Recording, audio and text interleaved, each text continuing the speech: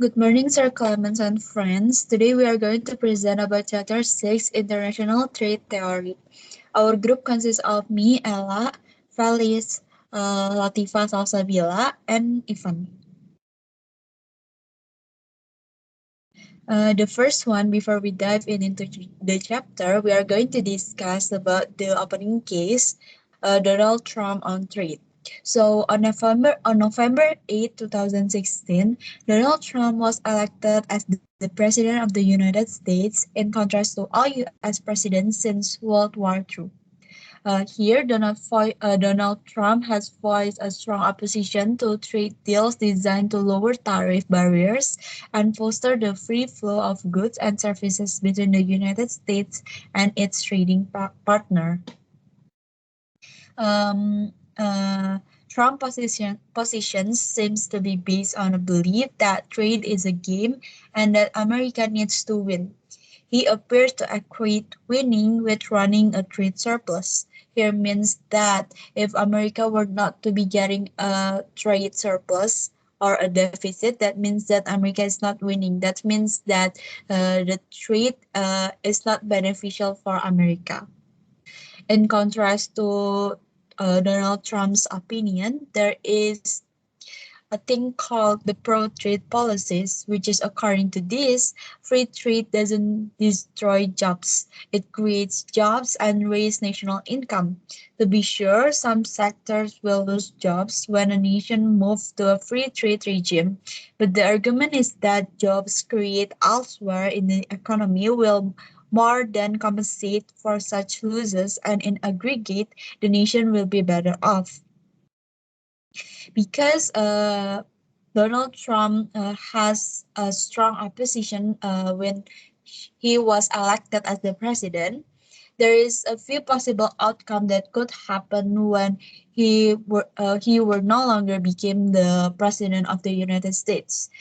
Thus, possible outcome may be retaliation from Americans' trading partners, a trade war characterized by higher tariff, a decline in the volume of world trade, substantial job losses in the United States, and lastly, lower economic growth around the world. Next slide, please.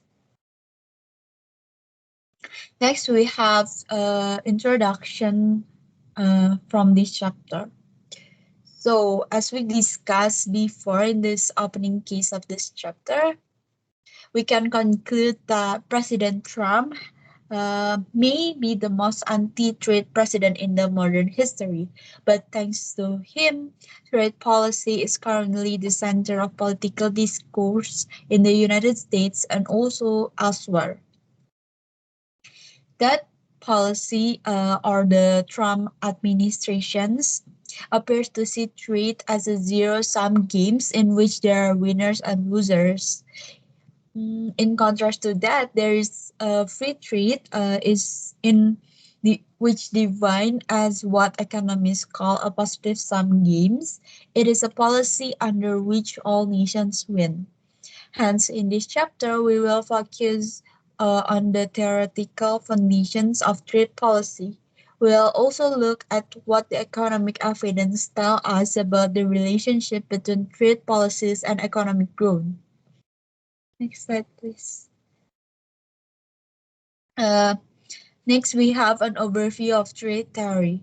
So Smith argued that the invisible hand of the market mechanism rather than government policies should determine what a country import and what it should export.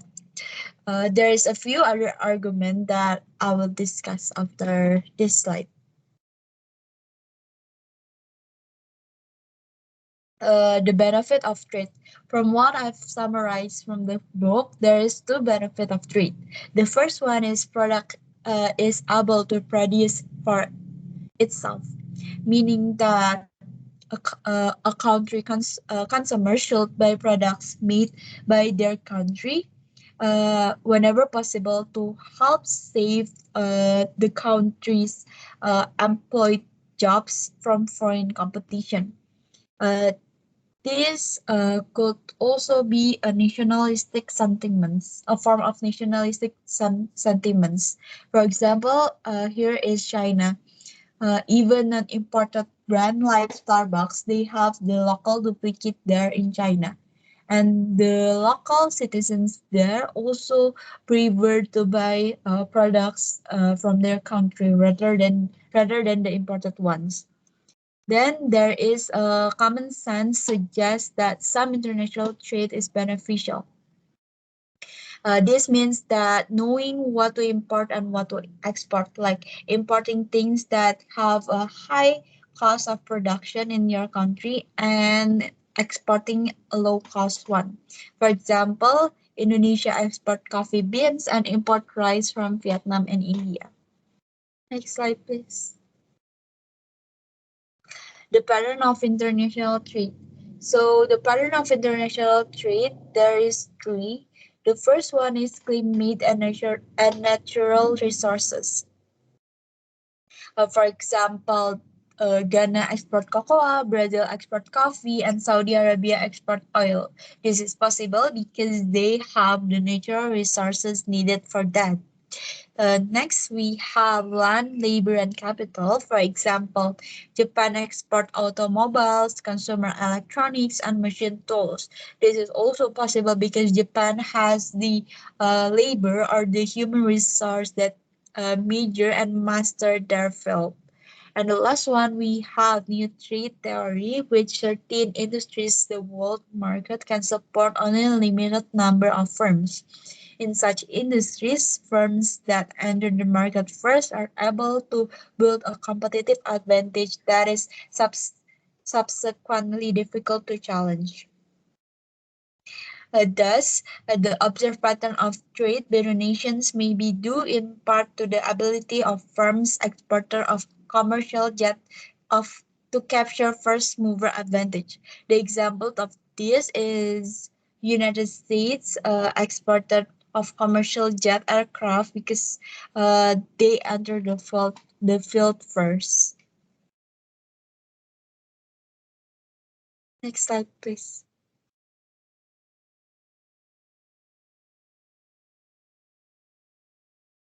Next slide, please.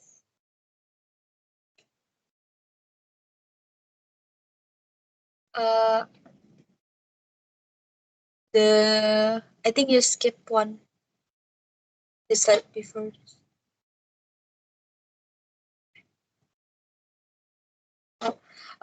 Trade theory and government policy. So there is three trade theory. The first one is mercantilism, which makes a case for government involvement in promoting export and limiting import. The example of this is what we discussed in the opening case. It is what happened to the Donald Trump when he governed over America. He believed that a country surplus is winning and he want American to be winning. That is the example of mercantilism.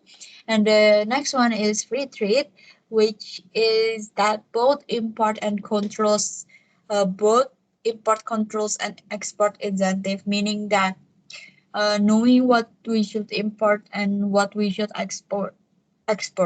The last one is national competitive advantage, which can be interpreted as justifying some limited government intervention to support the development of certain export-oriented industries. The next slide is going to be explained by Faris.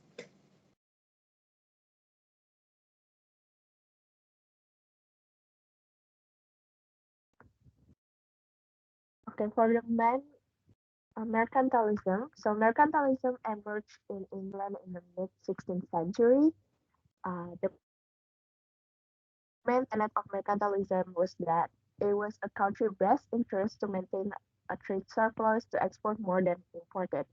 The flaw with mercantilism was that it viewed trade as a zero-sum game. Okay, a zero-sum game is one in which a gain by one country results in a loss by another. So, uh, the A big mercantilism means that it will result in increase in national wealth, uh, prestige, and power. And then there is another mercantilism, which is neo-mercantilist. This is the theory that being supported by Donald Trump. Uh, it it equates political power with economic power and economic power with a balance of trade surplus. Critics argue that several nations have adopted a neo-mercantilist strategy that is designed to simultaneously boost exports and limit imports. Next slide, please.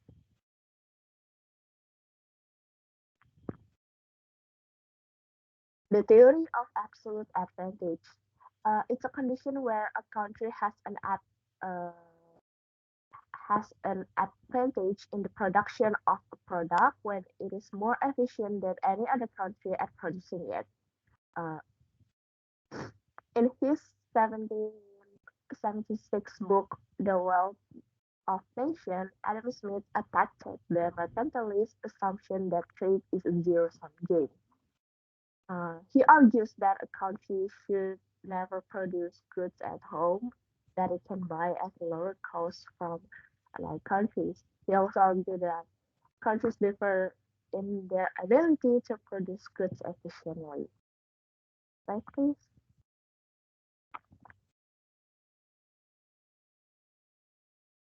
For the example is South Korea has had absolute advantage in the production of rice and Ghana in production of cocoa.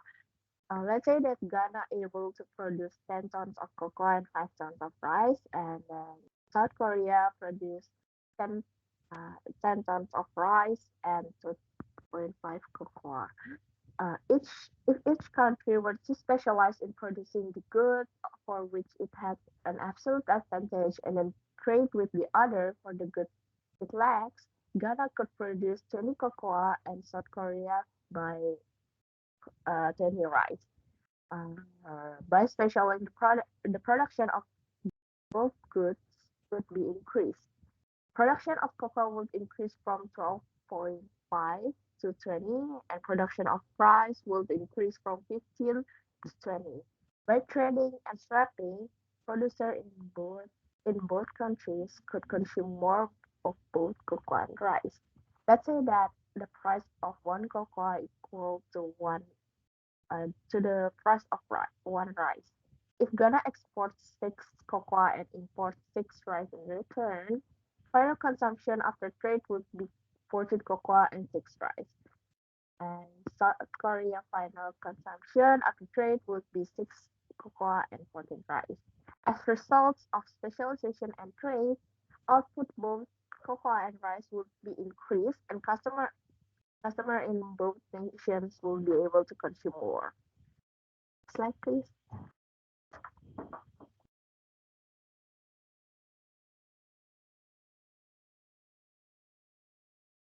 And then the next one is the theory of comparative advantage.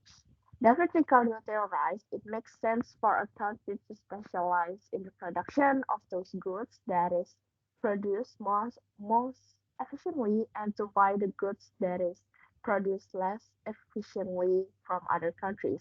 Even if this means buying goods from other countries that it could produce more efficiently itself. Slide please. Leading from the example before, for this one, let's say that Ghana has an absolute advantage in the production both cocoa and rice. Ghana takes 10 resources to produce one cocoa and 13.5 resources to produce one rice. And then Korea takes 40 resources to produce one cocoa and 20 resources to produce one rice. If Ghana has absolute advantage in production, then why should it trade with Korea, right? So Ghana can produce 4 times as much cocoa as Korea, but only 1.5 times as much rice. Comparatively, uh, Ghana is more efficient at producing cocoa rather than producing rice. Imagine Ghana increase its output from 10 to 15. This uses up 150 units of resources, leaving the remaining 50 units of resources to use in producing 3.75 rice. Korea specialized in production of rice, producing 10. The combined output of both cocoa and rice has now increased. Before it was 12.5 cocoa and 12.5 rice. Now it's 15 cocoa and 13.75 rice. If both countries exchange four of their exports and uh, four of their exports for four of the imports, both countries are able to consume more cocoa and rice than before. If Ghana exchange four cocoa and four rice from Korea, it still left 11 cocoa, which is one more than it had before trade. The conclusion is the potential world production is greater with unrestricted free trade that it is with restricted trade. The theory suggests that the trade is a positive sum game in which all countries that participate realize economic gain. Slide, please.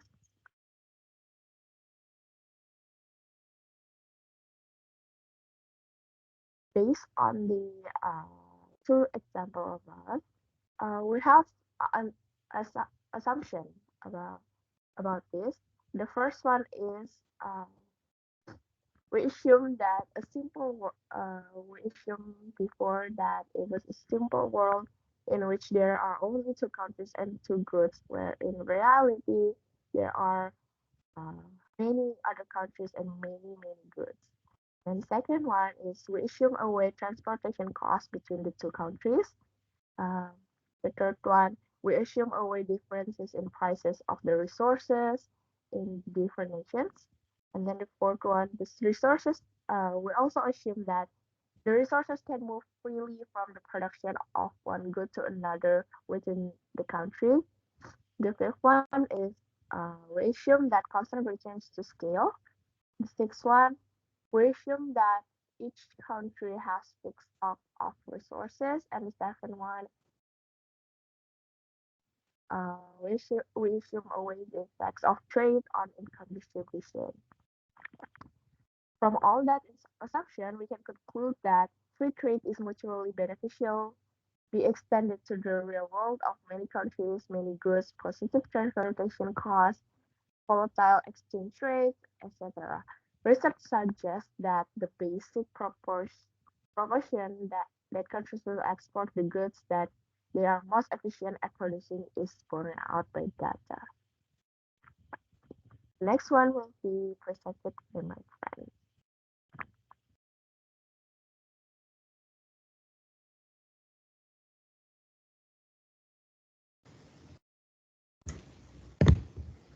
So for this slide is extensions of the Ricardian model. So we relax the assumptions that resources move freely from the production of one good to another within a country, that there are constant returns to scale, and that rate does not change a country's stock of resources or the efficiency with which those resources are utilized. Next slide, please.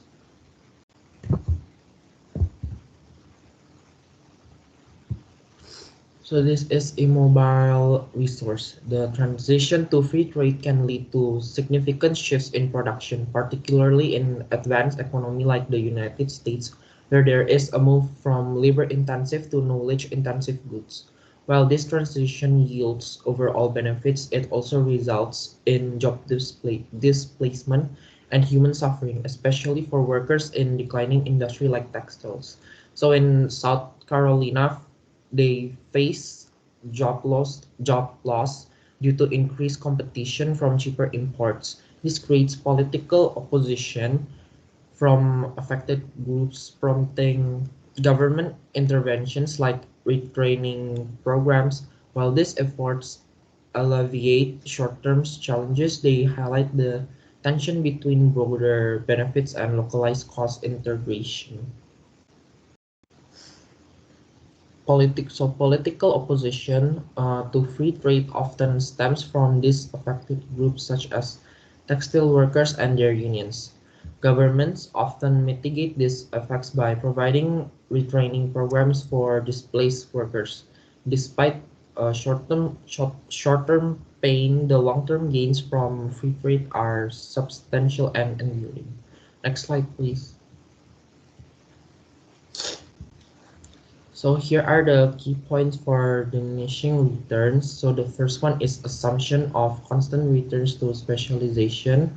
So this traditional comparative advantage model assumes that the units of resources required to produce a good remain constant regardless of the level of production. So from the example is in the passage, it's assumed that it's always takes Ghana 10 units of resources to produce 1 ton of cocoa regardless of the level of cocoa production. The second one is diminishing returns to specialization. Diminishing returns occur when more units of resources are needed to produce each additional unit of output, leading to convex production possibility from tire PPF. Example is as mentioned in the passage, while 10 units of resources may be enough to increase Ghana's cocoa output from 12 tons to 13 tons. 11 units may be needed to increase output from 13 to 14 tons, and so on. The third one is reasons for diminishing returns. Varying resource quality. Not all resources are of the same quality, so as a country tries to increase output, it may need to use less productive resources, increasing the overall resource requirement. The example is that Ghana might have to use increasingly marginal land that is less fertile than the land it originally used to produce cocoa, requiring more resources to maintain or increase cocoa output. Then uh, for the last one is implications for specialization. Diminishing returns suggest that complete specialization is not feasible as gains from specializations are likely to be diminished before full specialization is achieved. However, the theory still supports the benefits of free trade, although with potentially lesser gains than assumed under constant returns. The example is while specialization may still lead to gains from trade, these gains may not be as significant as predicted in the absence of diminishing returns. Next slide, please. So here's the figure. Diminishing returns imply a convex PPF for Ghana, as you can see from the figure 6.3 rather than the straight line depicted in figure 6.2 from the previous figure. It is more realistic to assume diminishing returns for two reasons. First, not all resources are of the same quality. As a country tries to increase its output to a certain good, it is increasingly likely to draw on more marginal resources whose productivity is not as great as those initially employed. The result is that it requires ever more resource to produce an equal increase in output. For example, is that some land is more productive than other land. As Ghana tries to expand its output of cocoa, it might have to utilize increasingly marginal land that is less fertile than the land it originally used. Next slide, please. This is the dynamic effects and economic growth. So I put on the key points. The first one is static versus dynamic assumptions. The comparative advantage model assumes static conditions, neglecting dynamic changes resulting from trade. Dynamic effects include an increase in resource and improved resource utilization efficiency. Second is types of dynamic gains. There are two types. Increase in resource stock. Trade can bring in additional labor and capital from abroad, enhancing the country's resource base. and efficiency improvement. Trade can lead to better technology adoption, economies of scale, and increased efficiency among domestic producers. The third one is effect on the PPF. Dynamic gains cause the PPF to shift outward, indicating increased production possibilities for both goods. The country can produce more goods than before, leading to economic growth. The fourth one is strengthening the case for free trade. Dynamic gains complement static gains, making the argument for free trade stronger. Free trade stimulates economic growth by fostering dynamic changes in resource allocation and utilization. Last one is Paul Samuelson caution. Despite the overall benefits, Paul Samuelson cautioned that dynamic gains may not always lead to entirely beneficial outcomes. There can be situations where dynamic effects result in less favorable outcomes, suggesting the need for careful consideration of trade policies. Next slide, please. This is the second figure. So dynamic gains in both the stock of a country's resources and the efficiency with which resources are utilized will cause a country's PPF to shift outward. This is illustrated in this figure 6.4, where the shift from PPF1 to PPF2 results from the dynamic gains that arise from free trade. As a consequence of this outward shift, the countries in figure 6.4 can produce more of goods than it did before in introduction of free trade. Next slide, please. Trade, jobs, and wages, the Samuelson critique. So there are 6 points that I found. So the first one is Samuelson critique. Paul Samuelson critiques free trade agreements between rich and poor countries, arguing that while consumers benefits from lower prices, potential wage losses for American workers could outweigh these benefits. The second one is offshoring of service jobs. Samuelson highlights concerns about the offshoring of traditionally non-internationally mobile service jobs, such as software debugging and call center jobs. Due to advancement in communication technology, for example, like call center jobs being outsourced to countries like India and the Philippines. The third one is impact on wages. Samuelson suggests that the influx of foreign labor competing for these jobs, combined with rapid productivity improvement in developing countries, could lower wages in the US.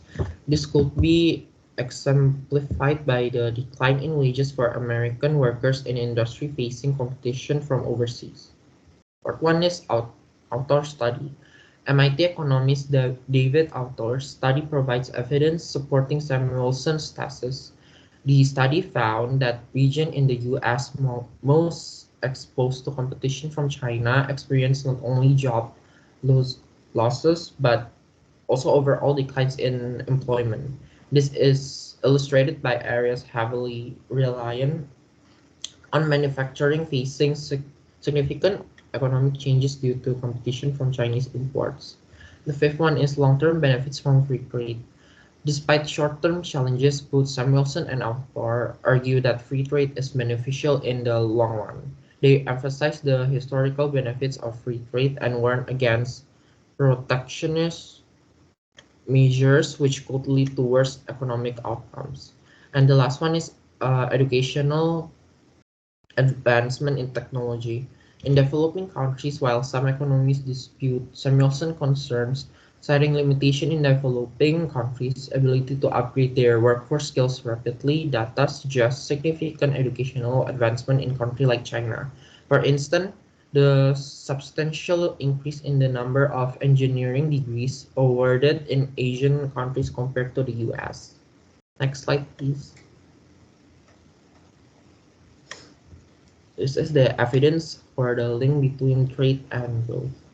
So here are the key points. The first one is trade growth. trade and growth. Studies consistently show that countries with open economies and free trade policies experience higher economic growth rates compared to those with closed economies.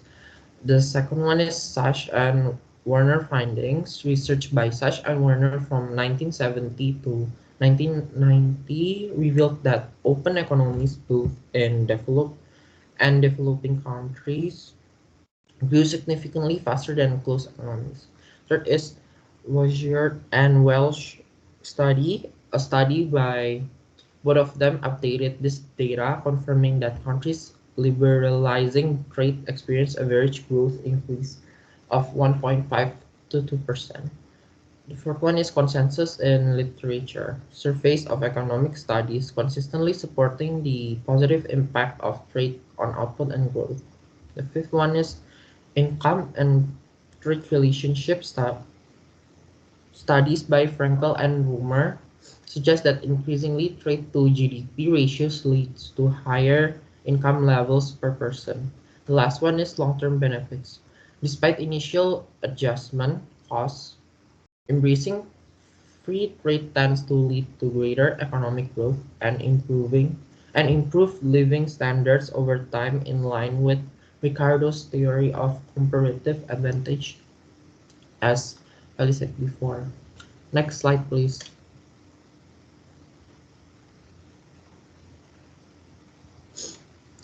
This is states in transition. So since the late 1980s, significant shifts in the political economy of many nations have occurred. Two notable trends are evident: the rise of democratic revolutions, replacing totalitarian regimes, often embracing free market capitalism, and a transition from centrally planned or mixed economies toward more free market economics model. Next slide, please.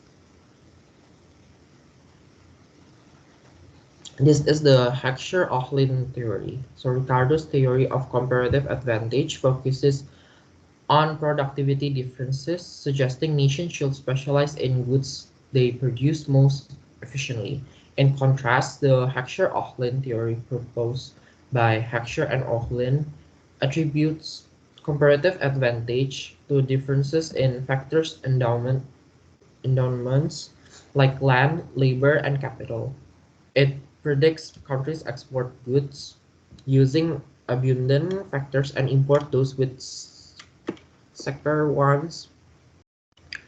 Both theories advocate for free trade but that were in explaining trade patterns. So the example is like the US agricultural exports and China's labor-intensive manufacturing support the Heckscher-Ohlin theory. It emphasizes relative, not absolute factor endowment importance.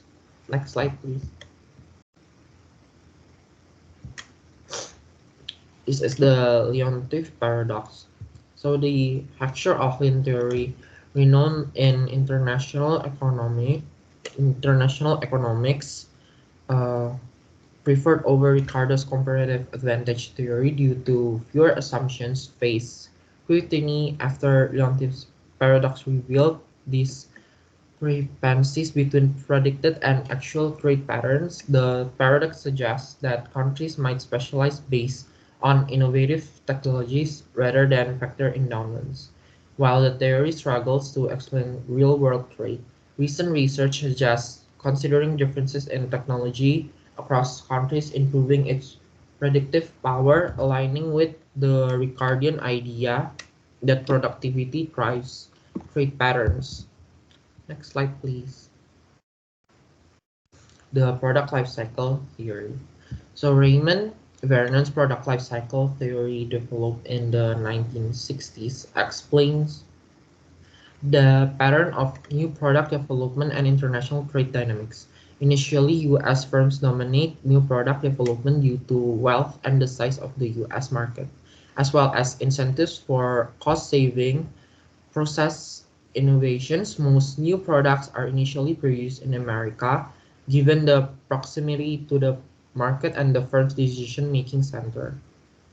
As demands grow in other advancement countries, foreign producers begin to produce for their home markets, limiting U.S. exports. Eventually, as the market matures production, shifts to lower cost foreign locations, leading the United States to transitions from being an exporter to an importer of the product. This cycle repeats as production advantages move from advancements nations to developing countries over time.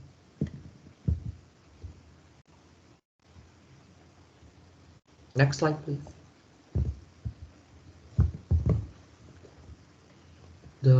This is the product life cycle theory in the 21st century. The product life cycle exemplified by the evolution of photocopier production. Initially depicted the trajectory of international trade patterns accurately. So for instance, Xerox development of photocopiers in the US led to exports primarily to Japan and Western Europe. However, as demand grew in these regions, production shifted to joint ventures in Japan and Great Britain, and later to lower cost locations like Thailand. This transition aligned with the theory prediction that mature industries move to cheaper assembly locations.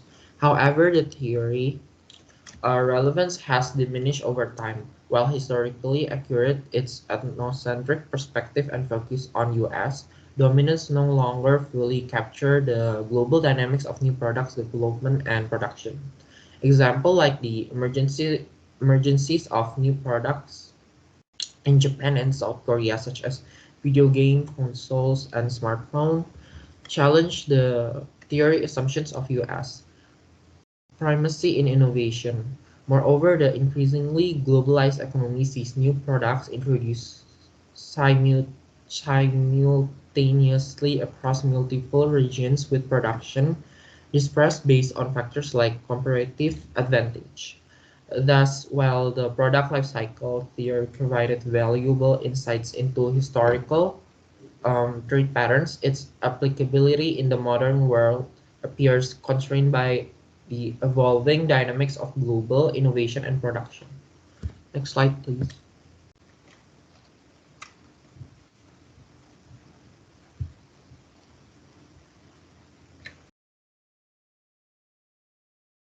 Okay, so now we're gonna talk about the theory about trading itself. The first one is new trade theory.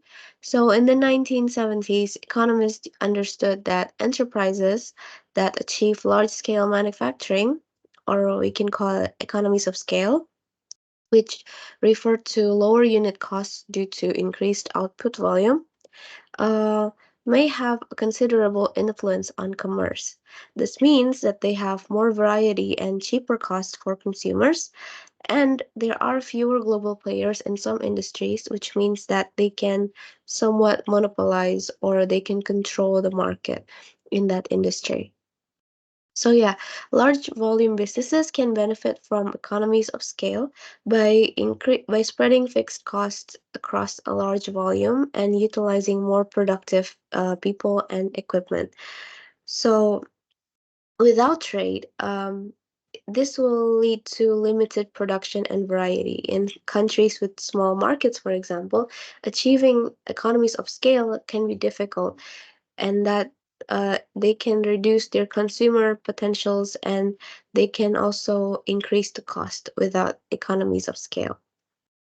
But with trade, um, countries can combine their markets. So, as Felix have said, has made an example of before, countries can do specialization on a specific good where they have an advantage, which means they can maximize the economies of scale there.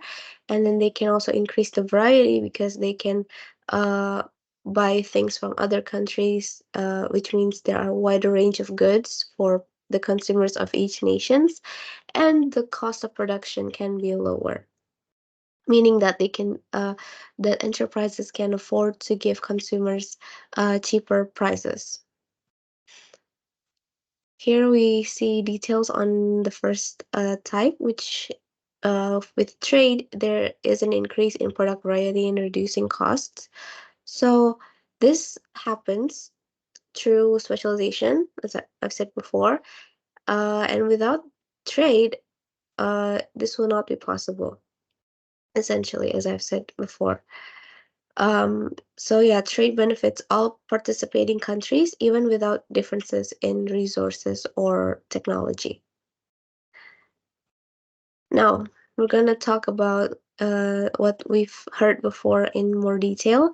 So, economies of scale, first mover advantages, and the pattern of trade. What is it exactly? So, we've heard about the economies of scale, but first mover advantage are the economic and strategic advantages that accrue to early entrants into an industry. For those products where economies of scale are significant and represent a substantial proportion of world demand, the first movers in an industry can gain a scale based cost advantage that later entrants find almost impossible to match.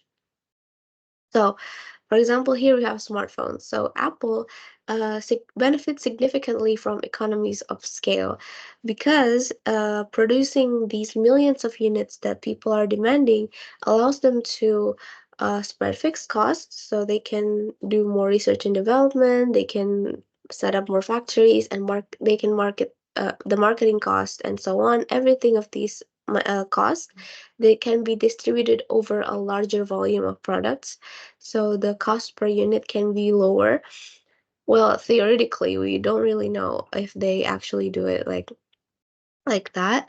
And then they can also negotiate better deals with so their high purchase volume of, for example, a material or titanium, for example, it allows them to negotiate lower prices for components and materials from suppliers.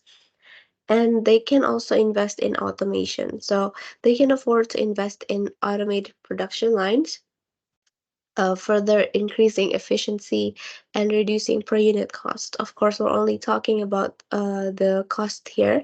We're not talking about the labor and what the impact it has. Automation impacts uh, labor of human labor and so on. We're going to talk about it next time. Um, they also have, since they are also an early mover in the market, they got huge brand recognition. So they establish a strong fan base, we can say that, who will uh, purposely buy new phones every year. And they also have an app ecosystem that is attracting developers and further solidifying their position as a unique entity. And they also have a network effect. So everyone, every time they took a selfie with an iPhone, a mirror selfie, for example, it essentially works as a marketing thing, and so people start to get interested with the item as well. So these are why smaller companies find it difficult to compete with Apple, or even Samsung, because the cost advantages that they get, and also they also have established a brand presence that is hard to compete with. Um, so now we're going to talk about the implications of this theory. So this theory offers valuable insights into international trade, and it highlights the importance of economies of scale, first mover advantages, and the potential role of government intervention in promoting industrial development. However, trade advantage is not solely based on resource endowments, and economies of scale contribute to a nation's competitive edge. This theory's predictions are supported by empirical evidence of research and so on, which shows like real loss of increased specialization, product variety, and also lower prices. And it also points out a weakness, however, that limited competition caused by the first mover advantage that I've mentioned before can lead to somewhat of an unhealthy competition for the smaller businesses and so on. So yeah, this shows how uh, new trade theory explains trade patterns beyond traditional factors like resource endowments in the Heckscher-Auckland theory we heard before from Ifan. So while countries may not have inherent advantages in a production of a good, for example, then the ability to achieve economies of scale and establish a first mover advantage can significantly impact their role in international trade.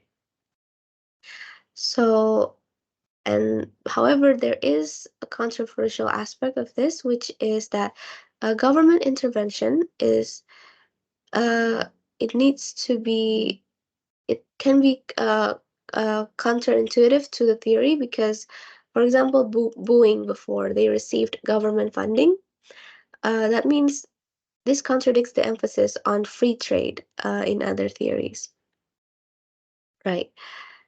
Um, Now we're going to talk about the national competitive advantage from Michael Porter's diamond. So he believes that these four factors are important when it comes to international trade and also country strength in the competition. So this diamond is a mutually reinforcing system. For example, Porter argues that favorable demand conditions will not result in competitive advantage unless the state of rivalry is sufficient to cause firms to respond to them because there is an there is an incentive for people to compete for the market share. Porter maintains that two additional variables can influence the national diamond in important ways. So, chance and government. For example, with chance is that sudden innovations that cause sudden increase in production can affect a country's advantage, and the government can support uh, the businesses better to boost production and also sales. Now, we're going to talk about factor endowments. So, while having natural resources is helpful, investing in things like education and technology can be even more important for long term success. A real life example here is South Korea, which who overcame limitations in natural resources by strategically investing in advanced factors like education and technology. This also happened in Japan. So this approach helped them to achieve a competitive advantage in specific industries, such as in the smartphone industries. Samsung, we all know that they somewhat they're a really big player here as well. So um, as we can also see on the next part, the next factor on the diamond is the demand conditions. So the characteristics of home demand are particularly important in shaping the attributes of domestically made products and also in creating pressures for innovation and quality from other competition. A real life example is the German automotive industry, which we all know is very um, uh, popular with its sophisticated and demanding consumers, as well as their competitive advantages. So, like BMW, Mercedes Benz, and Audi, and so on. Um, the consumers have high expectations for quality, engineering, and safety, and they can also become a competitive advantage. Next, we have related and supporting industries. So the benefits of investments in advanced factors of productions by related and supporting industries can spill over into an industry. So just so with a big game player, they can spill over some things that can eventually support increase the industry's power overall, thereby helping it achieve a strong competitive position internationally. These successful teams often train together, cluster geographically, allowing knowledge and expertise to easily flow between them, further boosting everyone's success. So, yeah, this knowledge spillover is key in this story. For example, uh, in Sweden, in the USA, and also Switzerland. Next is firm strategy, structure, and rivalry. So the fourth broad attribute of the national competitive advantage in the diamond model is this, and also they consider the rivalry of firms within a nation. Specifically, there are two things to note. The first one is management styles. So different countries have different management systems. So German, for example, they often have engineers leading them. So they focus more on manufacturing and design. But in contrast, American firms might have more finance-oriented leaders, prioritizing short-term profits, which can hurt the country in industries where manufacturing and design are crucial like cars and automobiles in general. And also with domestic uh, a strong competition between domestic companies pushes them to improve efficiency, to innovate, and also to reduce costs. This healthy fight in the competition helps create world-class players in an industry. And now we're going to evaluate the whole theory altogether. So, Michael Porter's theory suggests that a nation's success in an industry depends on four factors: so, resources, domestic demand, supporting industries, and competition. These factors work together to create a diamond shape that fosters competitiveness, which is important to maintain a healthy economy in general. Governments can influence these factors through their various policies that can either ease up or control an industry. So, um, while the theory seems intuitive, its accuracy is unclear. It has not been thoroughly tested, and other trade theories also offer explanations for international trade patterns. Maybe contributes as a piece of puzzle instead of like a one true thing about international trade. So yeah, so a nation to be successful, it needs, in summary, it needs skilled workers, resources. Its people want, it needs people to demand stuff. So they demand for high quality products. It needs to have supporting businesses, and it also needs to have a healthy rivalry among companies. So that is all from our group. Thank you so much for this opportunity, and thank you.